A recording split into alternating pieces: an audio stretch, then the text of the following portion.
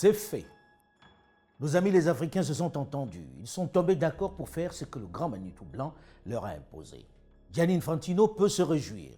Il a ses 54 voix pour la future élection de 2023.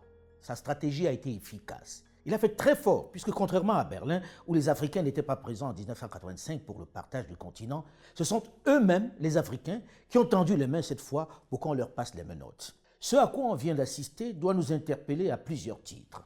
D'abord sur notre capacité à réagir pour défendre nos intérêts, mais également sur notre volonté à nous unir face aux grands ensembles qui dominent le monde. La scène que je vais vous raconter est caractéristique du climat qui règne dans ce milieu du football.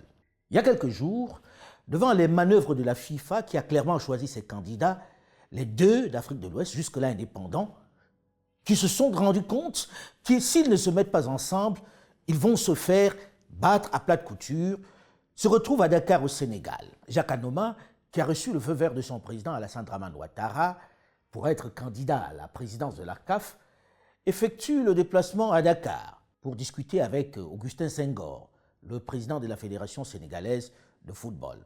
Malgré la médiation du président Macky Sall, qui les reçoit et les conseille vivement de s'entendre, ils ne s'accordent toujours pas. Après plusieurs heures de discussion, ils se séparent sur un constat d'échec. Senghor veut bien faire ticket commun avec Jacques Anoma, mais en tant que président. Une option que n'accepte pas Jacques, qui ne s'imagine pas vice-président de son jeune frère. C'est l'impasse.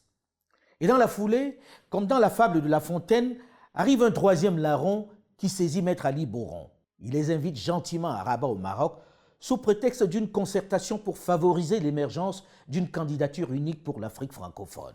Les deux frères et amis se disent « Chouette !» Une bonne volonté qui veut notre bien.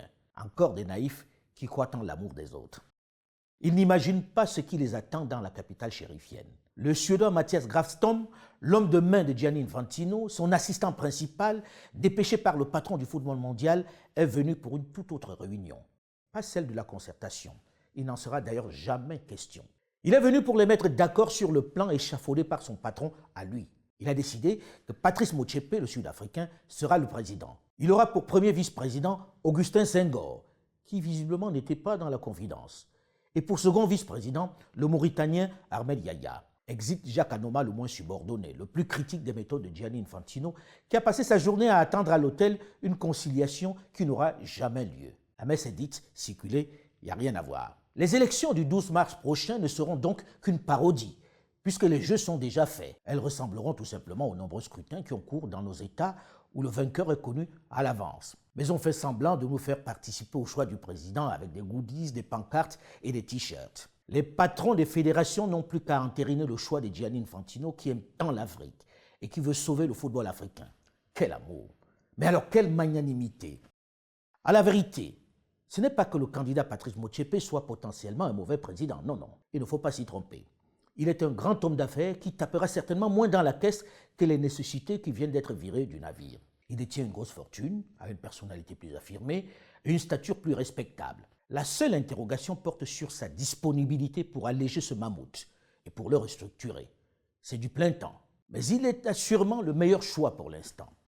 Espérons seulement qu'il aura un regard plus ouvert, plus transversal sur le continent que la plupart de ses compatriotes sud-africains qui ont trop souvent oublié le rôle joué par les différentes nations continentales dans la longue lutte contre l'apartheid dans leur pays. Les dirigeants sud-africains ont depuis quelque temps oublié cette solidarité continentale qui les a tant aidés. Pas un seul geste pour le Sahel qui brûle sous les feux des djihadistes.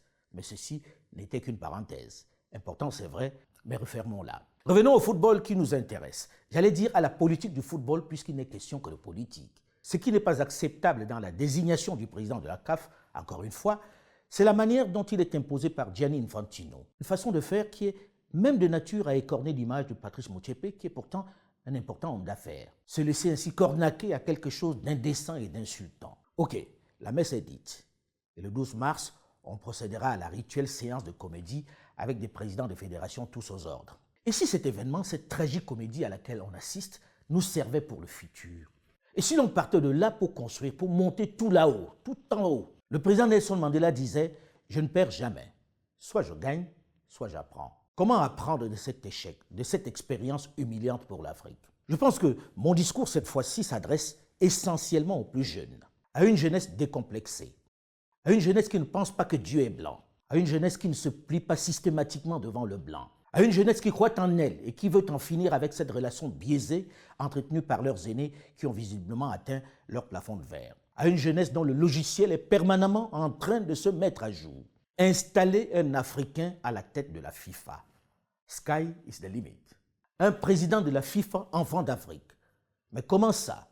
Rien de bien sorcier, pas besoin de secouer les calebasses. Les élections à la FIFA, c'est en 2023. Aussi curieux que cela puisse vous paraître, le continent africain y fait figure de poids lourd, parce que la CAF compte 54 fédérations nationales. Elle dispose donc du plus gros réservoir de voix au congrès de la FIFA devant l'UEFA, l'Union des fédérations européennes, qui en compte 53. Puis vient l'Asie avec 46 voix. Or, dans ce scrutin, chaque votant a le même poids. En gros, sur les 209 fédérations appelées à voter, celui qui réunit toutes les voix des Africains est certain de devenir le président de la FIFA. Ce qui explique l'intérêt de notre président Gianni Infantino pour l'Afrique. En tenant notre continent, en dictant sa loi, en mettant aux ordres de tous ses présidents, il assure tout simplement sa réélection en 2023. Mais aux plus jeunes, qui peuvent relever l'image de l'Afrique. Et si on faisait à Gianni Infantino le coup de l'arroseur arrosé, en réunissant toutes ces 54 fédérations pour aller à la conquête de la FIFA? C'est le même principe que dans un conseil d'administration. Avec 54 voix, il est encore possible de grappiller quelques-unes ailleurs, surtout lorsque l'on sait la mauvaise qualité des relations de Gianni Infantino avec la Conmebol d'Amérique du Sud et l'UEFA européen. Je n'évoque pas l'Asie où il n'a pas de prise. Et dans ce cas, le fauteuil tant convoité est à portée. Qu'est-ce qui nous empêche de faire par exemple de Patrice Motsepe, le futur président de la FIFA? Ou un autre Africain, pourquoi pas? Quel pied de nez cela ferait?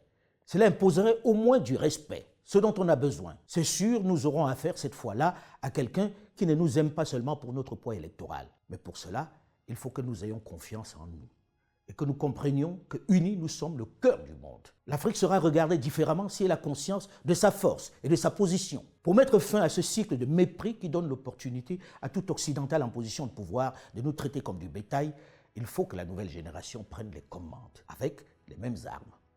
L'intelligence, la stratégie et la détermination. Rien chez nous ne doit plus se faire sans nous. Et nous devons aller à la conquête du monde sans complexe.